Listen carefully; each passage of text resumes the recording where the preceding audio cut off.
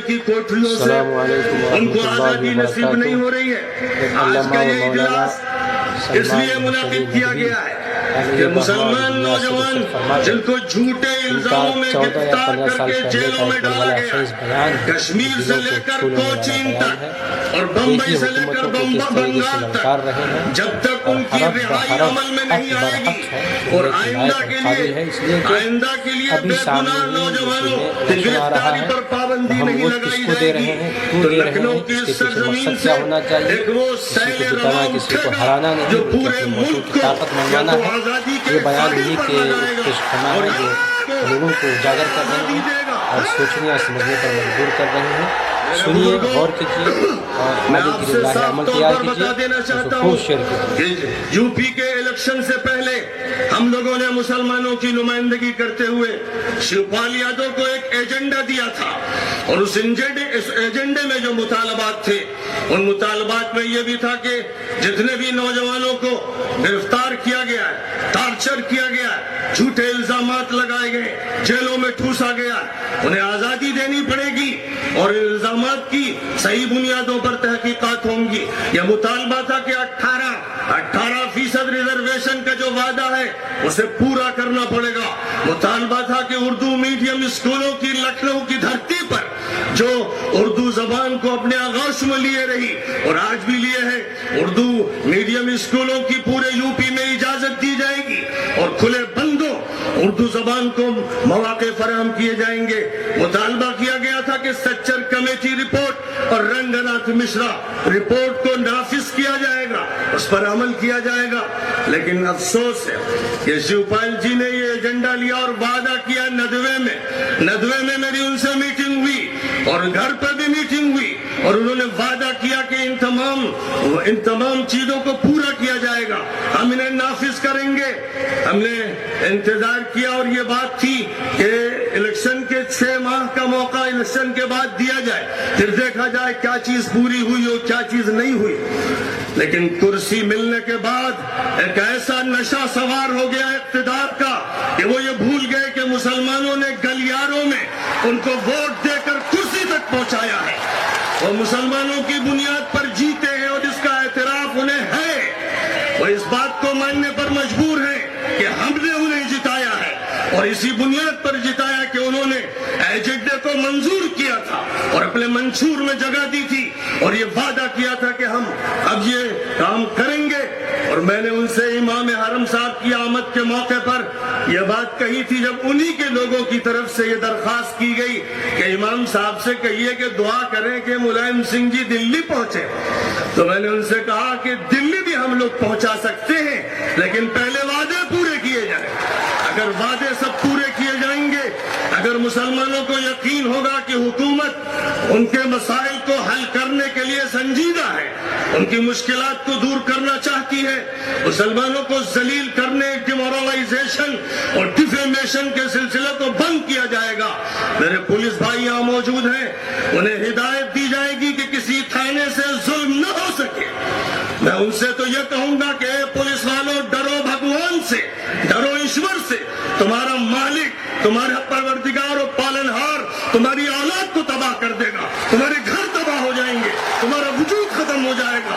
अगर तुम अपने मालिक के खिलाफ करोगे और मजलूमों को निशाना बनाओगे तो न तुम्हारे थाने रहेंगे, न तुम्हारे ओहदे रहेंगे, न तुम्हारी ताकत रहेगी। हमें उस मालिक पर यकीन है, लेकिन उसी यकीन के साथ साथ हम अपनी हिकमत अमली भी रखते हैं। हमारा यह कहना है कि मुसलमानों कब तक भीख मांगोगे, कब तक तुम्हारा ये तरीका रहेगा कि किसी से अपना रिश्ता जोड़ोगे और वो रिश्ता तोड़ेगा, और कब तक ये सूरत हाल रहेगी तो तुम गद्दी पे बिठाओगे फिर वो तुम्हें भूल जाएगा और तुम्हारे साथ वो मामला करेगा जो नौकर और चाकर के साथ भी कोई शरीफ इंसान नहीं करता। कब तक ये होगा? सूरत हाल को बदलने की जरूरत है। अगर यादों की बुनियाद पर पार्टी हो सकती है और अगर दलितों की बुनियाद पर हो सकती है, अगर बिरादरियों की बुनियाद पर अपने वजूद को कायम किया जाता है, मुस्तहकम किया जाता है, अपने नौजवान कैडर तैयार किए जाते हैं, महल्ले महल्ले की सतह पर और ग्रास रूट लेवल की सतह पर काम होता है, तो इस्लाम भी एक बिरादरी का नाम है, मुस्लिम भी एक बिरादरी है।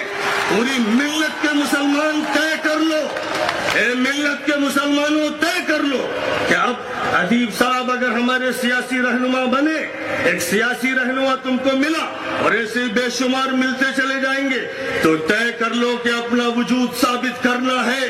تم کسی کا حاشیہ نہیں بنو گے، کسی کا ضمیمہ نہیں بنو گے، پالیسی تم سے پوچھ کر بنائی جائے گی، معاملات تم سے مل کر طے کیے جائیں گے، بالا بالا کوئی معاملہ طے نہیں ہوگا۔ میں کہنا چاہتا ہوں اس اسٹیج سے ملائم سنگھ جی، شیو پال جی، اکھلیش جی، اعظم خان صاحب، طرز بدل دیجئے، طرز اپنی حکومت کا بدل دیجئے، مسائل کو ٹالیے نہیں، مسائل کو پہلی فرصت میں حل کرنا پڑے گا۔ کسی جلسے میں آ کر بیان سے لوگ مطمئن ہونے والے نہیں ہیں۔ ہم آپ کو زیادہ سے زیادہ 3 مہینے کی مہلت دے رہے ہیں، آج اس منچ سے زیادہ 3 مہینے کی مہلت دے رہے ہیں۔ اگر 3 مہینے میں منشور میں کیے گئے سارے وعدے پورے نہیں کیے گئے تو ہمارے ساتھ 20 پارٹیاں ہندوؤں کی اور 5 پارٹیاں مسلمانوں کی ہیں، اور ادیب صاحب ہمارے ساتھ، اور ہم ادیب صاحب کے سر پہ تاج رکھنے کو تیار کہ اٹھیے اور بڑھیے اور طے کر لیجئے کہ اب بات برابری کی سطح پر ہوگی، پارٹی سے معاملہ کرے گی، تنظیم سے بات کرے گی۔ اب مسئلہ بھیک منگوں کا نہیں ہوگا جو اپنے اپنے مسائل طے کریں۔ اور میں نوجوانوں سے کہوں گا، جب کبھی پولیس مشتبہ نگاہوں سے تمہیں دیکھے اور گرفتار کرنا چاہے تو قبل اس کے کہ وہ کسی پر ہاتھ ڈالے، تم اس پولیس کو گرفتار کرو، تم اسے گرفتار کرو اور اس سے کہہ دو کہ جب تک کورٹ کا کوئی آرڈر نہیں ہوگا تمہیں ہاتھ رکھنے کا حق نہیں۔ ظلم مت کرو، پاپ مت کرو، تمہارا انجام بگڑ جائے گا، تم جہنم کا ایندھن بنو گے۔ پولیس والوں ظلم مت کرو، انتظامیہ کے لوگوں ظلم مت کرو، سیاست کی گدی پہ بیٹھنے والوں ظلم مت کرو، عدل و انصاف کو اختیار کرو۔ اور عدل و انصاف کی پکار تمہارا رب سنتا ہے، نبیوں نے سنا، اور صوفیوں اور سنتوں اور مہنتوں نے اس کی تعلیم دی۔ اس ملک کو کسی گند میں، کسی دلدل میں، کسی جہنم میں مت پھینکو۔ اس ملک کو دوبارہ انشاءاللہ ہم آزاد کرائیں گے، جیسے ہم نے پہلے آزاد کرایا، پھر ہم آزاد کرائیں گے۔ جناب ادیب صاحب، آج میں سیاسی نکاح پڑھانے کے لیے کھڑا ہوا۔ ایک سیاسی نکاح مسلمانوں نے جلد بازی میں ملائم سنگھ سے کر لیا، اس سے پہلے ایک نکاح مایاوتی سے ہوا تھا، لیکن مایاوتی تو طلاق دے دی گئی۔ پھر ملائم سنگھ آئے، اب ان کی طلاق سننا ہے کہ وہ طلاق دے رہے ہیں، ہم لوگ کھلا لیں۔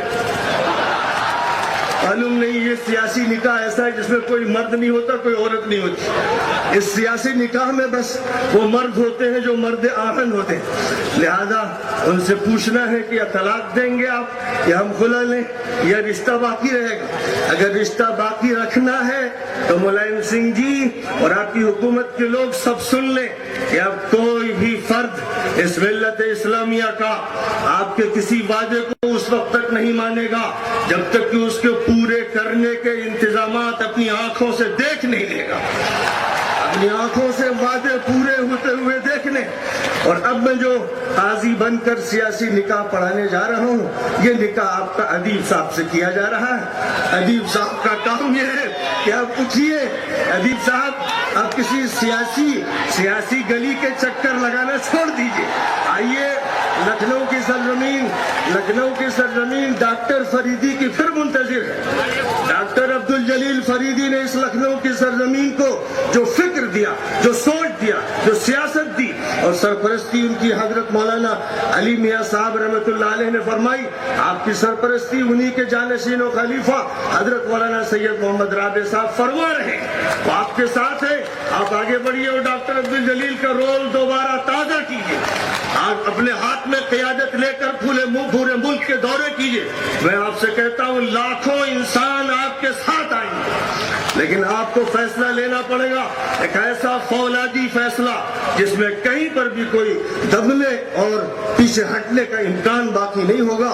میرے نوجوان ساتھیوں، محلے محلے امن کمیٹیاں بناؤ، محلے اپنے کیڈر تیار کرو، اپنے محلوں کو صاف ستھرا رکھو، میونسپلٹی کے کارپوریٹر جو کام نہیں کرتے تم کرو اور ان کے گردنوں میں جوتوں کے ہار پہناؤ، جو لوگ کام نہ کریں، جو گلیوں کو گندا رکھیں، जो पानी का इंतजाम न करे, जो बिजली का इंतजाम, तुम्हारे महलों को पसमानदा और बैकवर्ड बना के रखे, उन्हें अब धत्कार दो, उनसे कह दो कि अब हमारे पास पलट के मत आना, और कह दो अपने कारपोरेटर से कि फौरी तौर पर तुम्हें भी 1 महीने की मोहलत दी जाती है। इस 1 महीने की मोहलत में अगर शहर में सफाई सुथराई, अगर पानी और बिजली और दीगर उमूर के इंतजामात नहीं हुए तो हम तुम्हें कारपोरेटर की हैसियत से तस्लीम करना बंद कर देंगे। और इसी तरह एमएलए से कह दो, उन मुस्लिम एमएलए से जो बैठकर मशवरों में शरीक होते हैं, जिनको कौम ने उठाया था और भेजा था असेंबली में कि वो इस मिल्लत की नुमाइंदगी करेंगे, और वो नुमाइंदा बन गए या तो बिरादरी के, वो नुमाइंदा बन गए किसी शख्सियत के। उनसे भी कह दो कि हमारे महल्ले में वापस आने का इरादा मत फरमाइए, अगर आना है तो मसाइल के हल लेकर आइए, और अगर आपको नहीं आना है तो फिर हमसे दूर हो जाइए। अब हम ऐसे लोगों को देखना नहीं चाहते जिनके हाथ जुर्म में डूबे हुए हैं और जो इस मुल्क को ऐसी खगर पे ले जाना चाहते हैं जिसके बाद ये पलट के ना आ सके। बस यही चंद बातें मुझे आपके सामने इस वक्त रखनी है। बातें तो बहुत सी हैं और आप सुनते रहेंगे।